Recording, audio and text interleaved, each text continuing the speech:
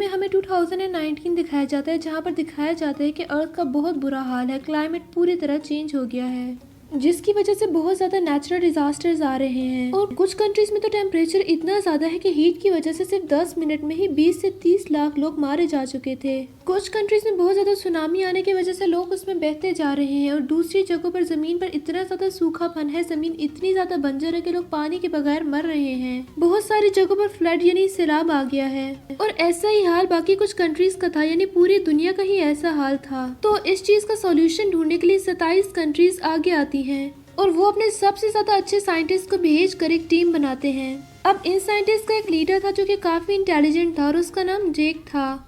अब ये सब मिलकर एक ऐसी सैटेलाइट बनाते हैं जो जमीन के इस बिगड़े हुए एनवायरनमेंट और नेचुरल डिजास्टर्स को कंट्रोल करने की कोशिश करती है। क्लाइमेट को कंट्रोल करने वाली इस मेन सैटेलाइट का नाम डच बॉय रखा जाता है, और ये एक काफी बड़ी सैटेलाइट थी जो कि अर्थ के अराउंड एग्जिस्ट करती थी।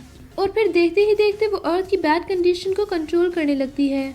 अब जो डच बॉय था वो मेन सैटेलाइट था। अब इतनी सारी कंट्रीज है दुनिया में, अब हर एक को अपना अपना क्लाइमेट कंट्रोल करने के लिए अलग अलग सैटेलाइट की जरूरत थी। इसलिए डच बॉय के थ्रू हर कंट्री को अलग अलग सैटेलाइट दिया जाता है, जिससे हर कंट्री का सैटेलाइट अपने अपने कंट्री के क्लाइमेट को कंट्रोल करेगा। अब जमीन के ऊपर इन सारे सैटेलाइट्स का एक जाल बन जाता है। अब डच बॉय को बनाने वाला और इसे कंट्रोल करने वाला कोई और नहीं बल्कि उन साइंटिस्ट का लीडर जेक था। अब क्योंकि जेक यूएसए से बिलोंग करता था, इसलिए डच बॉय का पूरा कंट्रोल यूएस गवर्नमेंट लेना चाहती थी। लेकिन जेक इस बात के लिए एग्री नहीं होता, तो इसीलिए वो अपना अप्रूवल नहीं देता। इसीलिए अब यूएस गवर्नमेंट उसके अगेंस्ट चार्ज लगा देती है। उसके बाद उसे जॉब से निकाल दिया जाता है, और उसके बाद यूएस गवर्नमेंट डच बॉय को अपने कंट्रोल में कर लेती है। और इसमें गवर्नमेंट का साथ कोई और नहीं बल्कि जेक का अपना भाई मैक्स देता है, और अब वो खुद ही डच बॉय को मैनेज भी कर रहा था। इसका मतलब ये है कि जेक के भाई ने ही इसे धोखा दिया था।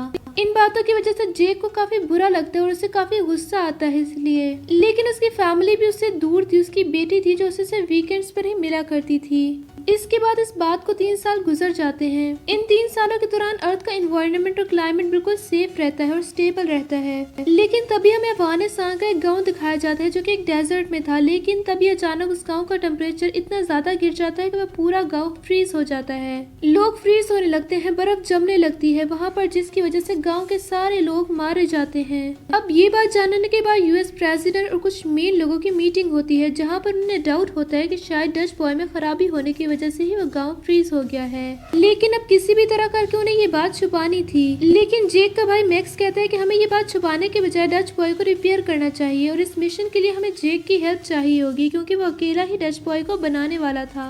अब मैक्स के कहने पर जेक पहले तो उसे साफ साफ इनकार कर देता है, लेकिन फिर मैक्स यहाँ पर एक ट्रिक करता है। वो कहता है कि डच बॉय को तुमने बनाया है, लो अब इसमें खराबी आ गई है, इसीलिए अब किसी भी तरह करके तुम्हें उसे रिपेयर करना होगा। लेकिन जेक को यकीन नहीं आता। उसने ऐसी परफेक्ट और स्ट्रॉन्ग चीज बनाई थी जिसका खराब होना इम्पॉसिबल था। लेकिन फिर भी वो डच बॉय को चेक करने के लिए एग्री हो जाता है। इसके बाद हमें इंटरनेशनल स्पेस स्टेशन दिखाया जाता है, और ये वो जगह थी यहाँ पर डच बॉय और बाकी सारी सैटेलाइट्स को कंट्रोल किया जाता था। और यहाँ पर अफगानिस्तान की पुरानी सैटेलाइट को निकाल कर नई लगाई जाती है। अब जेक 1 हफ्ते बाद वहाँ पर आने वाला था। जब अफगानिस्तान की पुरानी सैटेलाइट आती है तो एक साइंटिस्ट उसका सारा डाटा ले लेता है और जाकर उसे चुपके से अपने लॉकर में रख देता है। लेकिन जब वो आगे जा रहा होता है तब अचानक से उस एरिया की सारी विंडोज ओपन हो जाती हैं, जिससे वो साइंटिस्ट डीप स्पेस में खींचता चला जाता है, यानी कोई जानबूझकर उसे मार देता है। इसके बाद हम हांगकांग का एक सीन दिखाया जाता है, जहाँ पर हम क्लाइमेट कंट्रोल के हेडक्वार्टर में एक आदमी को देखते हैं, और ये आदमी हांगकांग की सैटेलाइट का हेड था। फिर एक दिन वो स्टोर में से खाने का सामान लेने जाता है, तभी अंडे उसके हाथ से गिर जाते हैं, और तभी वो नोटिस करता है कि वो अंडे गिरते ही फ्राई हो रहे हैं। और फिर देखते ही देखते वहाँ पर अर्थक्वेक आने लगता है, यानी जलजला आने लगता है, जमीन फटने लगती है और आग उगलने लगती है, बिल्कुल किसी लावा की तरह। तब हांगकांग का वो हेड अपनी गाड़ी लेकर वहाँ से भागने की कोशिश करता है, और जैसे जैसे वो भाग रहा होता है उसके पीछे पीछे जमीन धंसती जा रही थी। वो वहाँ से निकलते निकलते सिटी से बाहर आ जाता है और आकर एक ब्रिज पर रुक जाता है। और जब वो पीछे मुड़कर देखता है तो सारी बिल्डिंग्स नीचे गिर रही थी, और देखते ही देखते वो सारा शहर इस डिस्ट्रक्शन की लपेट में आ जाता है। हर तरफ तबाही मच जाती है, बचने का तो कोई चांस ही नजर नहीं आ रहा था। अब यहाँ पर हांगकांग का हेड चाइना का डच बॉय का सैटेलाइट एक्सेस करना चाहता था, लेकिन उसके एक्सेस पर डिनाइड आ जाता है, जिसकी वजह से वो लॉगिन नहीं हो पाता। इसीलिए वो जल्दी से मैक्स को कॉल करके इस बारे में इन्फॉर्म करता है, और जब मैक्स लॉगिन करने की कोशिश करता है तो उसकी एक्सेस पर भी डिनाइड आ जाती है, यानी इसका मतलब साफ साफ था कि उनका पूरा सिस्टम किसी ने हैक कर लिया था। जिसके बाद सबकी एक्सेस ब्लॉक कर दी गई थी। फिर हांगकांग का हेड मैक्स को कहता है कि अगर इसी तरह से क्लाइमेट चेंज होता रहा और नेचुरल डिजास्टर्स आते रहे तो लास्ट में जियोस्टॉर्म आ जाएगा।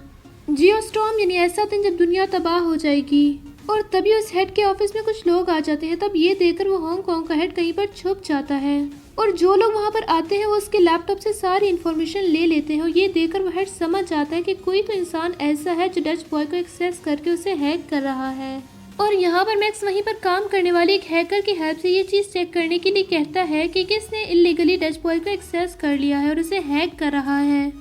वहाँ पर मैक्स की एक फ्रेंड भी थी जो कि एक एजेंट थी।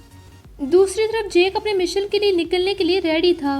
वो अपनी बेटी को उसकी मदर के पास छोड़कर अपने मिशन के लिए निकल जाता है और वो सक्सेसफुली इंटरनेशनल स्पेस स्टेशन यानी अर्थ के ऑर्बिट में आ जाता है, जहाँ पर जेक को 3 टास्क दिए जाते हैं। सबसे पहला ये कि जो साइंटिस्ट स्पेस स्टेशन में मर गया था उसकी इन्वेस्टिगेशन करना, फिर दूसरा ये कि अफगानिस्तान में जो एक्सीडेंट हुआ उसकी इन्वेस्टिगेशन करना और तीसरा हांगकांग में होने वाले एक्सीडेंट की इन्वेस्टिगेशन करना।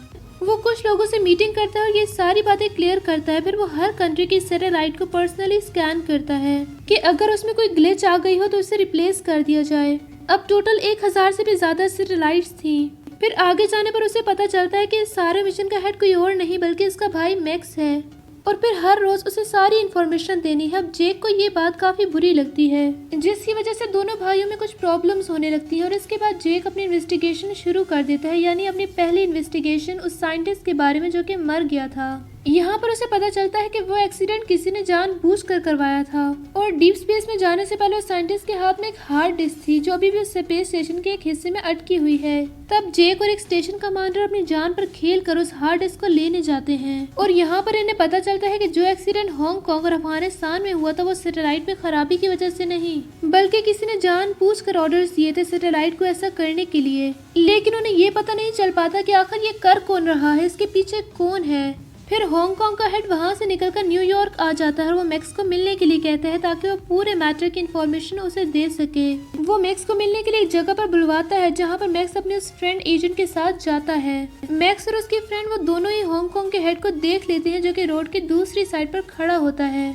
लेकिन जैसे ही वो रोड क्रॉस करने लगता है तो उसके पीछे खड़ा हुआ आदमी उसे धक्का दे देता है, जिसकी वजह से हांगकांग का हेड एक गाड़ी से टकरा जाता है। लेकिन मरने से पहले वो एक पार्टिकुलर प्रोजेक्ट के बारे में बता देता है। दूसरी तरफ जेक और स्टेशन कमांडर उस हार्ड डिस्क का पूरा प्रोग्राम देख रहे होते हैं, जिस पर उन्हें पता चलता है कि किसी ने सिस्टम में वायरस इंसर्ट कर दिया है जो कि अलग अलग कंट्रीज की सैटेलाइट्स को ऑर्डर्स दे रहा है और उनके क्लाइमेट को चेंज कर रहा है, जिसकी वजह से जमीन दोबारा से तबाही की तरफ जा रही है। अब जेक मैक्स को मैसेज भिजवाता है कि अर्जेंटली मीटिंग करनी है, यानी ये जो कुछ भी हो रहा है उसके बारे में इन्फॉर्म करने के लिए।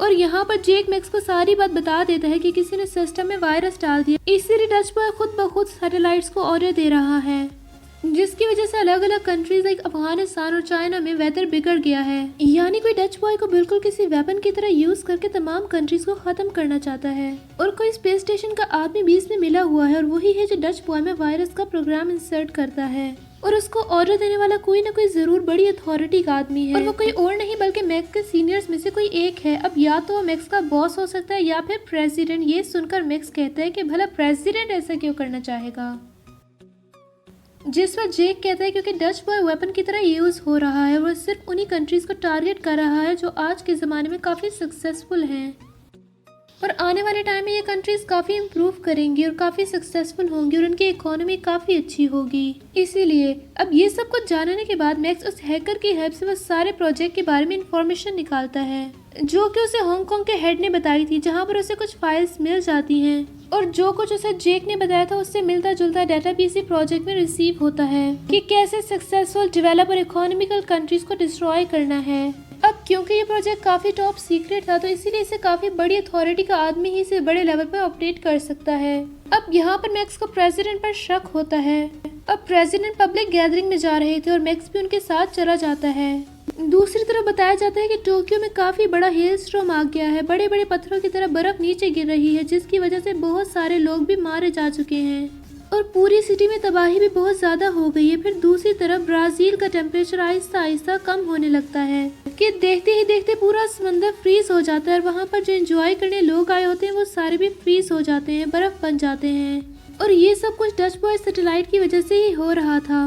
क्योंकि वो वायरस से इन्फेक्टेड था और वही बाकी सारे सैटेलाइट्स को कंट्रोल कर रहा था और इंस्ट्रक्शंस दे रहा था। अब देखते ही देखते पूरा डच बॉय इस वायरस की लपेट में आ जाता है, जिसकी वजह से यहाँ की सैटेलाइट भी इन्फेक्ट होने लगती है और बाद में पूरा सिस्टम खराब होने की वजह से जियोस्टॉर्म का अलर्ट आ जाता है कि आने वाले आधे घंटे में पूरी दुनिया तबाह होने वाली है। लेकिन अगर बचना है तो डच बॉय सैटेलाइट को रीस्टार्ट करना होगा, जिसकी वजह से इसका पूरा प्रोग्राम रीस्टार्ट हो जाएगा और इससे सिस्टम खुद ब खुद रिपेयर करेगा और वायरस को खत्म कर देगा। लेकिन सिस्टम को रीस्टार्ट करने के लिए प्रेसिडेंट की बायोमेट्रिक एक्सेस चाहिए होगी। अब ये सारी बातें जेक मैक्स को बताता है। तब ये सुनकर उसे काफी गुस्सा आता है कि प्रेसिडेंट आखिर ऐसा कैसे कर सकते हैं। तो इसलिए वो प्लान बनाने लगता है कि आखिर कैसे प्रेसिडेंट की बायोमेट्रिक एक्सेस की जाए। तो मैक्स को परेशान देखकर उसका बॉस उसे पूछता है कि क्या हुआ, इतने परेशान क्यों लग रहे हो। तो यहाँ पर मैक्स अपने बॉस को सारी बात बता देता है कि शायद प्रेसिडेंट का ही हाथ है डेवलप कंट्रीज को तबाह करने में। अब ये सुनकर उसका बॉस पूछता है कि तुम्हें कैसे पता इस पार्टिकुलर प्रोजेक्ट के बारे में। और अब ये बात सुनकर मैक्स काफी हैरान रह जाता है, क्योंकि उसने इस प्रोजेक्ट की तो बात की ही नहीं थी। और इसीलिए मैक्स समझ जाता है कि चाहे इसमें प्रेसिडेंट का हाथ न हो या ना हो, लेकिन मेरे बॉस का हाथ जरूर है। अब उसका बॉस उसे मारने के लिए जाता है, लेकिन मैक्स वहाँ से बचकर भाग जाता है और वो अपने उस फ्रेंड यानी उस एजेंट को सारी बात बता देता है। अब क्योंकि वो लड़की एक एजेंट थी तो प्रेसिडेंट की प्रोटेक्शन की रिस्पॉन्सिबिलिटी उसी की थी, इसीलिए वो जानबूझकर पब्लिक प्लेस में फायरिंग करती है, जिसकी वजह से प्रेसिडेंट को लेकर जाना पड़ता है। वो प्रेसिडेंट के बाकी सारे सिक्योरिटी गार्ड्स को मार देती है और उससे अपने साथ एक गाड़ी में ले जाती है और इस गाड़ी में मैक्स भी होता है। और यहाँ पर मैक्स उस प्रेसिडेंट को सारी बातें बता देता है। लेकिन तभी मैक्स के बॉस के कुछ लोग वहाँ पर आकर उनकी गाड़ी का पीछा करने लगते हैं और उन पर बहुत ज्यादा फायरिंग करने लगते हैं। और तभी यहाँ का वेदर भी अचानक से चेंज होने लगता है, यानी खराब होने लगता है और यहाँ पर काफी अर्थक्वेक आने लगता है। अब जेक ने डच बॉय को इस तरह से सेटअप किया हुआ था कि अगर जियोस्टॉर्म का अलर्ट है तो ये पूरी सैटेलाइट अपने आप ही सेल्फ डिस्ट्रक्ट हो जाए ताकि ये जमीन पर आकर ना गिरे। अब इसी सेल्फ डिस्ट्रक्शन की वजह से वो सैटेलाइट भी तबाह होने वाला था। अब वो साइंटिस्ट के पास सिर्फ कुछ ही मिनट्स बचे थे वहाँ से एस्केप करने के लिए। जेक सबको ऑर्डर देता है कि वो शटल में बैठकर वहाँ से चले जाएं। और यहाँ पर जेक को उस आदमी के बारे में पता चल जाता है कि किसने डच बॉय में वायरस इंसर्ट किया था। असल में उन्हीं की टीम का एक मेंबर था जो कि स्टेशन कमांडर था और ऐसा करने के लिए इसे बहुत सारे पैसे मिले थे। यहाँ पर जेक और उसके बीच काफी फाइट होती है, जिसमें बाय मिस्टेक वो स्टेशन कमांडर एक बटन प्रेस कर देता है, जिसकी वजह से स्पेस स्टेशन के इस सेक्शन की सारी विंडोज खुल जाती हैं, जिससे वो लड़का डीप स्पेस में चला जाता है। अब यहाँ पर जेक भी बाहर जाने ही वाला होता है कि तभी वहाँ पर उसकी साथी यानी स्टेशन कमांडर उसे आकर बचा लेती है। Dutch boy out of control हो जाता है, जिसकी वजह से पूरी दुनिया में तबाही होने लगती है और इसी तबाही में सुनामी आ गया तो मुंबई में काफी बड़ा तूफान आ जाता है। मीनवाइल मेक्सिको में हीट वेव आ जाती है। वो सारे साइंटिस्ट शटल में बैठकर जमीन पर आने वाले होते हैं, लेकिन जेक जो कि जाने के लिए तैयार नहीं था। तब स्टेशन कमांडर वहां पर आकर उसकी हेल्प करती है। दूसरी तरफ मैक्स और उसके बॉस की लड़ाई में प्रेसिडेंट की वजह से मैक्स का बॉस पकड़ा जाता है और यहाँ पर वो सारी बात रिवील कर देता है कि आखिर उसने ऐसा क्यों किया। वो बताता है कि मैं प्रेसिडेंट बनना चाहता था, क्योंकि इस पूरे एक्सीडेंट की रिस्पॉन्सिबिलिटी प्रेसिडेंट पर आ जाती, जिसकी वजह से प्रेसिडेंट को निकाल दिया जाता और उसकी जगह मैं प्रेसिडेंट बन जाता। इसके बाद उसे अरेस्ट कर लिया जाता है। इसके बाद जो प्रेसिडेंट थे वो बायोमेट्रिक्स से डच बॉय को रीस्टार्ट कर देते हैं। रीस्टार्ट होने की वजह से सिस्टम इस वायरस को डिस्ट्रॉय कर देता है, जिसकी वजह से देखते ही देखते सारी सैटेलाइट्स ठीक होने लगती हैं और जितने भी नेचुरल डिजास्टर्स हो रहे थे वो अपने आप ही बंद हो जाते हैं। लेकिन उनका स्पेस स्टेशन अभी डिस्ट्रॉय होने वाला था, जिसमें अभी तक जेक और स्टेशन कमांडर थे। वो एक पुराने सैटेलाइट में छुप जाते हैं। इसके बाद पूरा स्टेशन डिस्ट्रॉय हो जाता है और अब वो डीप स्पेस में जाने लगते हैं। अब कुछ नहीं पता था कि वो कहाँ पर लैंड करेंगे, जमीन पर पहुंचेंगे भी या फिर नहीं। लेकिन तभी उनका एक साइंटिस्ट वापस आ जाता है और वो उनकी सैटेलाइट को अपनी स्पेसशिप से अटैच कर देता है और उन दोनों को बचा लेता है और अब ये दोनों भी सक्सेसफुली जमीन पर आ जाते हैं। इसके बाद एक और स्पेस स्टेशन बनाया जाता है, जिसका इंचार्ज जेक को बनाया जाता है और उससे उसकी जॉब भी वापस मिल जाती है। और इसी के साथ ये मूवी यहीं पर एंड हो जाती है। Thank you for watching.